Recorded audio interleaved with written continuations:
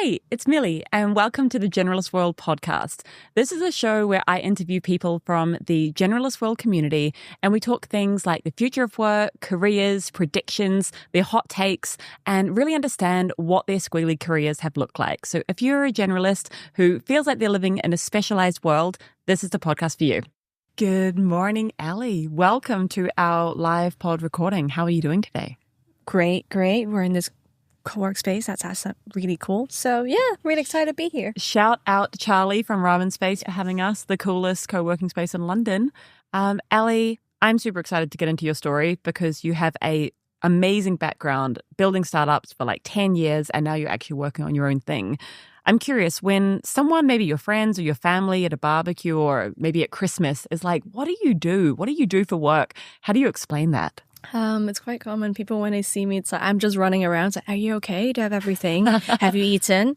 I think the part of that is natural, right? I think I used to work with a lot of people that's younger than I am. So you're just very used to like, have you taken care of yourself yet? And whoever that's manning the grill is like, can I get you anything? Because usually they haven't gotten anything. They're just there cooking. So I think that's probably the person running around. It's like, can I get you water? And I am a very famous water police when we're drinking. I'm just like, guys, hydration. An important role. Yeah. Don't leave anyone behind. As I have to make everyone get home safely in one piece. That actually speaks a lot about your personality and character. When you look back at the last, I think you said 10 years you've been working in these startups, what kind of roles have you had? So that's where I've figured I'm a generalist. I move around. So I start off as an account manager at Deliveroo, and then I grew with the company. And naturally, I think it's very fortunate because that's early stage. You shift around as people think you're good at this, so go do this. So I move into a lot about business operations strategy. Then I moved into commercial strategies. That's kind of my role at Deliveroo. So it evolved from, I guess, dealing with partners to looking at a lot of data and then to running models and doing the whole strategy piece. That's pretty fun. And then I move into doing operations at a very early stage startup. I figured I had enough people time, so I wanted to do operations. That was not the right move because eventually I was like, you know what? I actually miss people. It's actually okay. Then I moved into my last role. That's the chief of staff to the CEO of a scale up. We're Series A.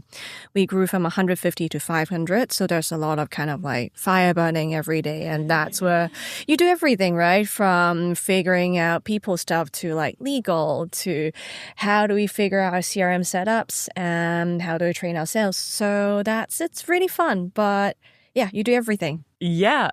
I mean, you just said so many different functions that you worked in, from people to ops to data. I think one of the big challenges that I see in the community a lot is people are like, I have all these skills, I know I'm really valuable, but I don't know how to know which move to make next. And I'm curious how you say you did this amazing kind of rotation around like Deliveroo and then into different startups and scale-ups. How do you think about what's your decision-making process when you're like, this is what I'm going to do next?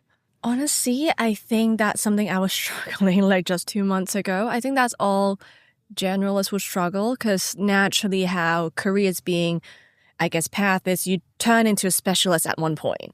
Like, especially I think for me, after working for 10 years, I'm looking around, I was like, there isn't much role that's for generalists that matches, I guess, your perceived seniority of you've been working for 10 years. And when you look at director's role, whatever it is, it's very specialized. So it is somewhat confusing, but I think there are roles, I think that's where I venture into chief of staff roles, or a lot of time when you look into roles in business operations strategy, they are more generalist. And a part of that, I might be biased, and that's the reason I stick with startup a lot. It's when you move into an early stage company, it doesn't quite matter what role you go into. You land on a role that you probably have most expertise on, but there's always work to do. So you always expand into doing other things, and you don't have to be fixed into, if I'm a finance person, I just stuck with doing finance only. I got sent to talk to writers at a PR crisis because they surrounded us in the office, and I'm one of the older one in the office. So I was like, you know what? Let us take this on. Like, we're not trained to do PR, but you just get to do it. We just recorded a pod with Jitin, and he was talking about this concept kept coming up of you just figure it out. You are the person that figures it out. From your experience from Deliveroo to startups to scale-ups, do you think this is like a common trait that you see, or do you think that this is something that's quite like generalist specific? I think it's definitely more commonly seen in startup because you don't have a choice. You just have to get it going. But even working in the space for so long, you do see individuals that picked it up a little bit faster than, I guess, other people. And these are typically what you see as generalists, that they don't mind getting their hands dirty. They would find creative ways of looking at things and asking that question that seemed very obvious, but apparently like no one actually asked. And I think that kind of sets the difference, right? They're just not looking at it from one lens. It's like, okay, that doesn't seem to work. Let's turn and look at it in another angle, and it might work. And when you look back, do you have like a standout favorite role? I do, actually. I really enjoy my last year and a half at Deliveroo, which it sets commercial strategy, but it's basically we deal with everything that happened in the function, and that comes from sales, post-sales, project. And I think that's where it's really fun in that standpoint is everyone is great in the company, but it's also when you have a lot of people just tends to be open to doing general things. And that's also happened to be a pandemic. So life was tough. Everyone is like, you guys must make so much money. I was like, no, we had a funding freeze, so we couldn't add headcount. And we went from being a good to have to a necessity because people live on deliveries at that point because no one could leave home. So that was a lot of stress. But I think at that point it's great. It's everyone is happy to roll their sleeve up. And you're just there to be that person of like, can you try to do this? I think you're really good at it. Let's do this. Let's go hand in hand and just enable everyone to do that. I think that's really fun. Rewarding, tiring, but I think that's still the best time I've had. And enable people to do different things, right? Folks that's very good at data, all of a sudden it's like, can you please try to speak to this partner? I'm sorry, but give it a try. And they come out, I was like, no, it's easier than I think. I was like, cool. Yeah. 360. Yeah. When you are thinking about, I guess, positioning yourself for these different roles, because I think you come across as someone who's really confident and you're like, yeah, I did this and this and this and this. And firstly, I guess, is that confidence just something that has naturally come up, or is that something you've built? No, definitely not. Just no. No, I just had a massive existential crisis like 3-4 months ago, so that's a no. But I think what had like that reflection that helped build up. So I think part of it is I actually built a lot of my self-confidence through work. So when I decided to resign and not have anything lined up, all of a sudden I was like, who am I? I don't have a job. I don't have an identity. I suck. I had this like massive phase of feeling really down, and to everyone I talked to, I was like, I'm having this like massive like crisis right now. But I think what happened afterwards is spending a couple of weeks with my own. I was like, you know what? I'm actually still as capable as I was with a job. It's just I don't get assigned stuff or try to fix it. There's no fire for me to burn and fix it. And I think now what gets better is starting my own thing. You then realize there's so much skill that you acquire through that 10 years that's actually very useful. And I think as a founder, that kind of position, it becomes more helpful than, I guess, being an employee that there are certain tasks to fulfill. And I think that probably what builds that confidence up for now. Let's hope that holds. Yeah, well, it's coming across. I'm feeling it. It's great. You're glowing. When you're in an interesting position now where you're about to kind of embark on a founder journey, which I would love to kind of dig into. But before we do, I'd like to just take one last look back. And is there any advice that you would give to Ali like 2 or 3 years ago? Oh, definitely don't take things too personally. And I think that it's very, personal, as I think I used to get a lot of recognition from people around me. I want to make everyone very comfortable. And I think when someone was being, I guess, not the nicest to you on a work setting, I'll be like, why? Is it me? But then I learned it on the hard way, right? A lot of time it's not because of you as an individual, it's the circumstances you're at, and be able to zoom out and understand, then that allow me to make better decision and not to like let that comment sit with me. One role is I was doing sales ops and the sales were so mean to me. And I was like, but to be fair, once you got out of it, I was like, yeah, I am creating friction for them. Of course, they're not happy and they're not targeting to me individually. And I think that would have landed well or better if I managed to get myself out and, put your feelings aside a little bit, just look at it and, is that something that's targets me, or just whoever that's in that role is going to take that hit anyway. And I might be the person that makes it a little bit easier, better. Okay. I love that answer. So I'm going to push it one step further. So if that was your advice to Ellie 2 or 3 years ago, what about Ellie 10 years ago? 10 years ago, I was really lost, actually. So I graduated. I have an economics degree, and I was like, I don't want to do finance, but that seems to be the only way to go. And I was lost, and I just applied to 50 different jobs on different fields, and you figure out during the interview process, I was like, I don't want this. I applied to a PR job, and it was like, oh, read like 15 articles. So I was like, that's what you do? You don't like run events and like have fun? And then after that, I was like, I can't do this anymore. So I think a lot of times there's a lot of fear at that point of like where you're going to be, and you're like 22, 3, you just got out of school, you're panicking. And I think now it sounds very cliche, but if you actually let yourself out there and listen to what excites you, what doesn't, it actually naturally pushes you towards what you're good at. It would sound super cliche. I told myself, let it be at 10 years ago. I was like, I need a plan.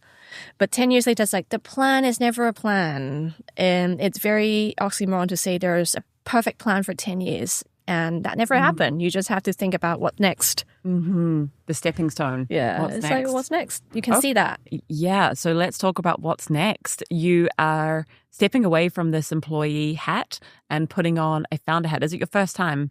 It's my first time, so it is a little bit nervous, but it's great. Decided to do that just more so of I couldn't think of anything else, and I think also sitting on all this like skill set that you have, I also struggle to find like the best place to put my skills forward, and I always want to do something of my own, and I've been saying that for 10 years. So I was like, you know what, screw it, I'm gonna do it now. So yeah, that's kind of how I started. Was there like do you remember an inflection point, or was there something where you're like, this is it, this is the time? I think there's a little bit also working alongside with a lot of founders and seeing what they do. I was like, that's tough, but it's also just a point of like, I can do this too. And the other part of that is, I think, thinking of what I want for myself, and in terms of motivations, a lot of big motivation I want is I want that freedom in terms of who I'm working with, how am I spending my time, why am I working on this thing, and I can fully own up to whatever mistake that I make. And seems to be the obvious option of doing so. And I also seen, I guess, there's enough things of like, oh, there should be better things for this.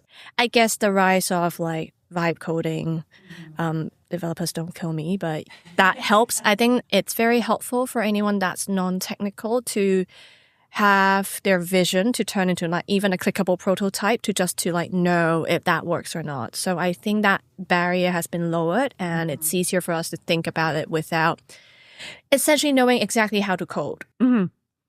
Yeah, it's maybe the most wild time ever to be building, to have this access to tech where you can use natural language and it spits out a pretty decent, okay prototype. And I'm pretty sure it's only going to get more and more sophisticated. What have been some of like the very early stage, the kind of the nugget of the idea? I'm sure you've got so many things ahead of you. What have been some of the biggest challenges that you have overcome at this point? So there are a couple of things. The first part of that is, so the background is I actually joined a program. It's to find co-founders, accelerator, and do anything. And I think the first few weeks, I want to find myself a co-founder because that's the way to go. 2 people, 3 people, so better than one. And I spent 2 weeks courting a lot of people. We met a lot of great people, but then someone that you can work with and you want to see them 20 hours and not murder them. It's a bar, and you see your co-founder more than you see your spouse, your partner, your friends, and that's super important. So I spent 3 weeks doing that, and at one point I was like, oh my God, I couldn't find anyone. I like you guys, but I'm not sure if starting a business together is the right thing. Then I realized that weeks has passed. I didn't make any movement. And then that's where I decided to just go into my idea and either to build conviction or get it out of my head so I can welcome someone into my life again.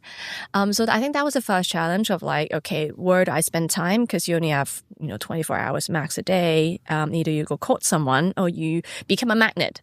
And you build something, you have conviction, and hopefully you attract people to join you on this journey.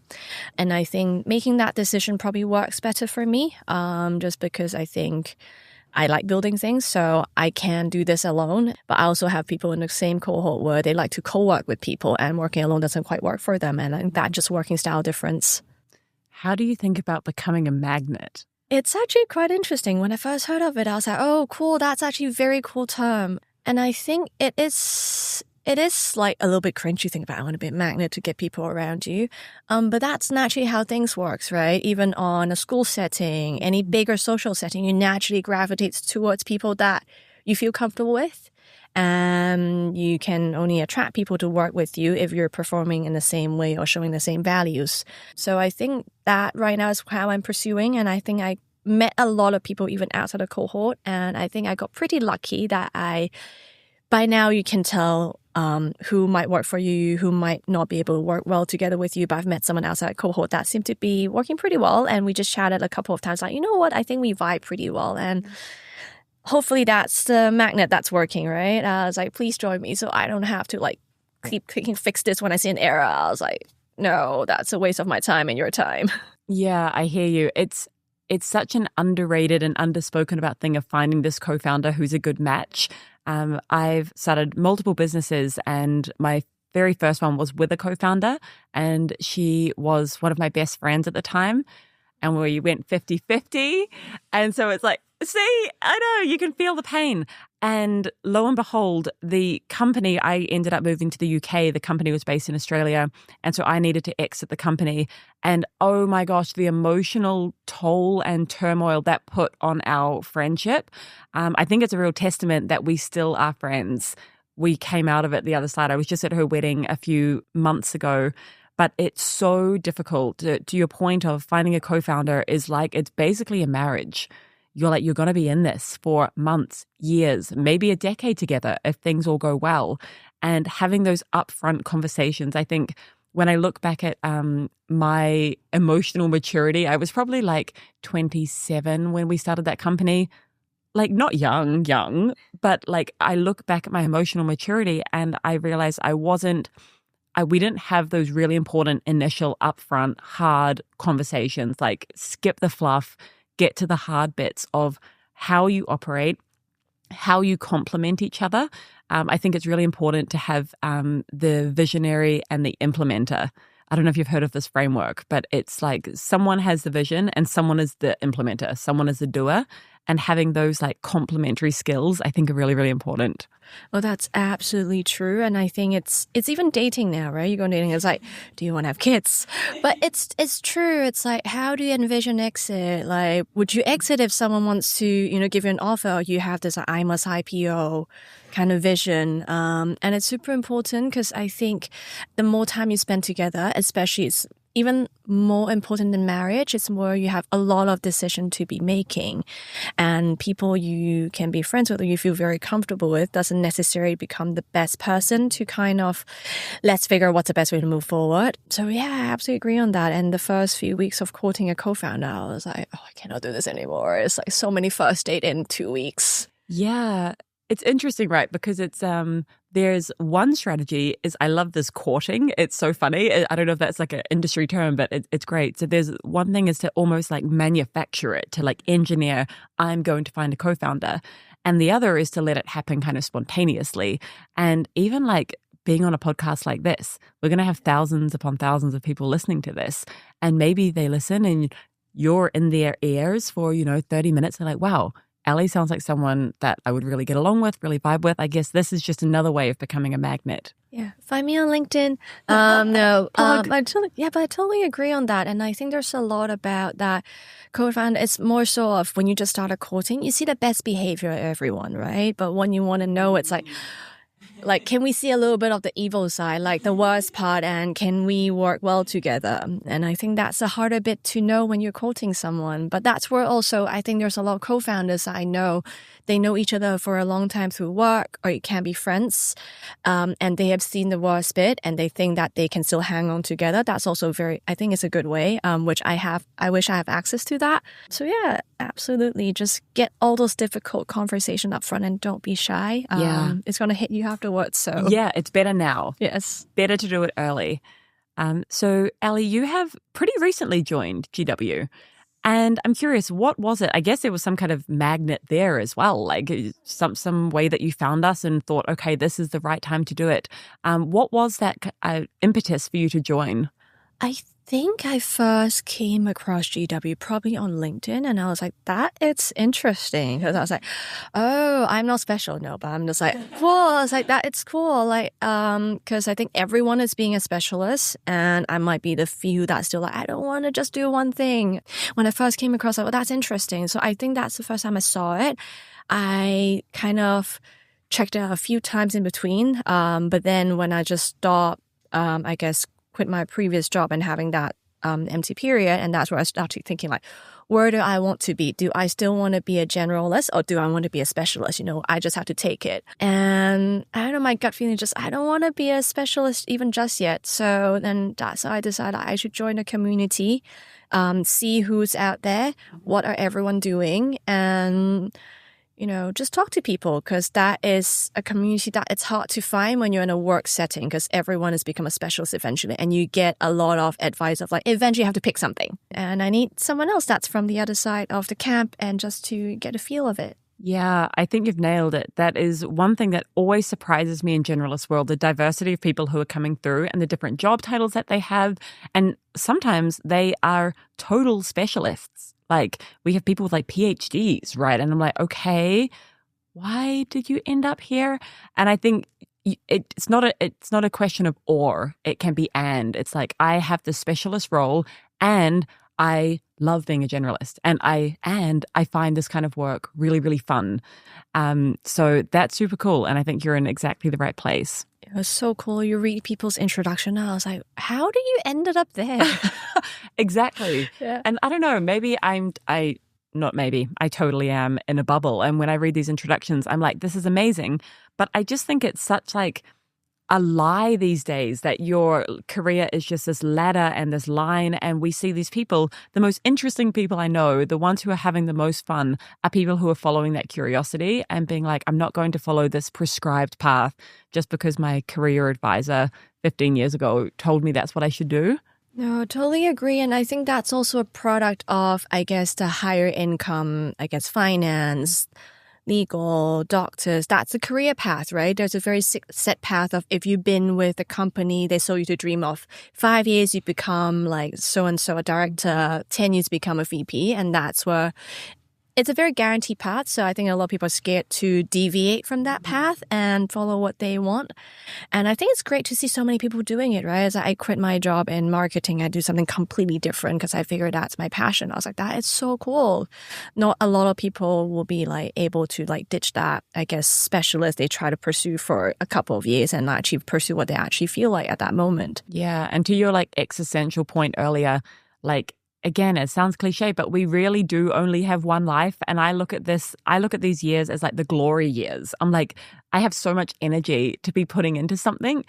Do I really want to get to a point, to a rung on the ladder where I'm like, I hate it here. What did I do? Oh, 120%. Like, I think one of the actually moment that hits me was someone told me like, Ali, take a break. Like with our life expectancy, we still have at least 40 years to work. And I was like, oh God, if you put it that way, nah, I don't want to be doing what I'm doing right now, or like not doing what I want to do right now. Because you can always venture back to it if you figure that's where you want it to be, but always going to regret to not try something else. Yeah. Amazing. Ali, we're coming to the end. Is there anything that I have not asked you that you are like burning, you would like to get it out there while you've got the mic? I just think if you want to stay as a generalist, just stay. It's okay. It's scary, but there's a lot of us out there. So it's fine. Just be part of us. It's okay. Come join us. Join us. And if this resonated, if you're listening to this, definitely check out Ali. We will add your LinkedIn to the show notes. Oh, and yes. maybe we'll have an episode 2 where you're like, and that's how I found my co-founder. Yeah, it's like, I met someone. That's awesome. That would be the sickest part 2 ever. Yeah. Fingers crossed. Let's make sure. Thank you so much, Ali. This has been a blast. It's lovely.